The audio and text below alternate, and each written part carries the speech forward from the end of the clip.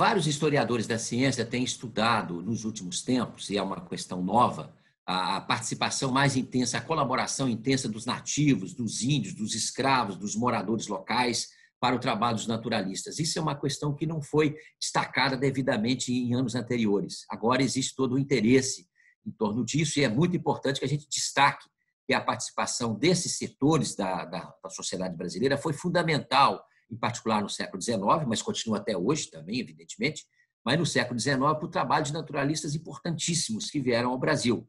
O próprio Charles Darwin foi ajudado aqui por crianças, por jovens, por adolescentes, por pessoas que o ajudaram a entrar na Mata Atlântica, já que ele conhecia muito pouco. Então, ele reconhece isso em alguns de seus diários. Também na Amazônia, mais importante ainda, todo o trabalho do Alfred Wallace, do Bates, do Agassiz, que foi profundamente auxiliado, colaboração científica, inclusive, não só logística, também dos habitantes locais. Então, a identificação de espécies, a indicação da localização de animais, o guia nas matas, a preservação dos animais que eram recolhidos, por exemplo, dos insetos. Essa contribuição, às vezes, não aparece nos artigos científicos, com algumas exceções, porque não era tradição colocar a contribuição dessas pessoas locais, que muitas vezes eram até pessoas analfabetas, não tinham nenhuma informação sobre ciência no sentido mais amplo do termo, mas foram decisivas, porque tinham conhecimento empírico, conhecimento da mata, conhecimento da região, a prevenção também dos riscos dessas expedições. Então, a contribuição dessas populações locais foi muito decisiva e, muitas vezes, ela é ocultada. Então, é um papel importante da história da ciência resgatar esse papel dessas colaborações locais. As expedições científicas elas funcionavam a partir de uma grande rede de colaborações.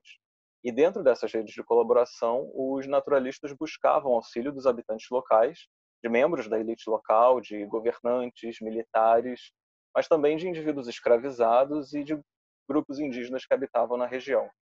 E esse contato era algo, inclusive, previsto nos manuais e nas instruções de viagem. E, embora esse contato fosse geralmente suprimido na hora de apresentar os resultados das viagens, até mesmo por conta de convenções da escrita científica, que transformava esses colaboradores locais em invisíveis, os diários, os cadernos de campo, as correspondências, os livros de viagem e as ilustrações também revelam a presença de um grande contingente de colaboradores locais nessas expedições.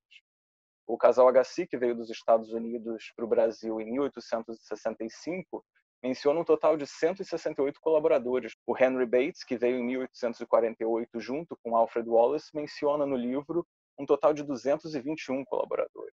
O caso do contato com os indígenas é particularmente interessante de ser notado nessas expedições que percorreram o norte do Brasil e a região amazônica. Para começar, essa é uma região onde até hoje a navegação fluvial tem um papel muito importante para a locomoção. E a gente encontra nos livros de viagem enormes elogios ao conhecimento dos indígenas sobre os rios. O Bates, por exemplo, menciona que a navegação pelo rio Solimões, onde as correntezas chegam a 6 quilômetros por hora, só foi possível por conta da experiência dos tripulantes indígenas. No caso do Agassiz, é interessante destacar como esse contato só foi possível devido à mediação de um engenheiro, o Major João Martins da Silva Coutinho, que conhecia a região e falava a língua geral, já que a barreira linguística e cultural era algo a ser superado nesse contato. Já outros viajantes, como Bates, se dedicaram a aprender alguns dos idiomas locais, anotando tradução de frases que era importante para ele comunicar com os indígenas.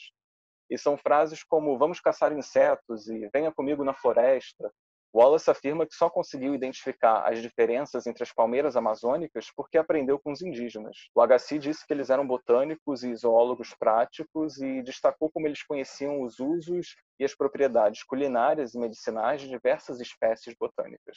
A gente percebe que os naturalistas aprendiam com os indígenas e se apropriavam de conhecimentos tradicionais, locais, empíricos, que eram observados, testados e registrados pelos viajantes, e então formalizavam esse conhecimento como conhecimento científico.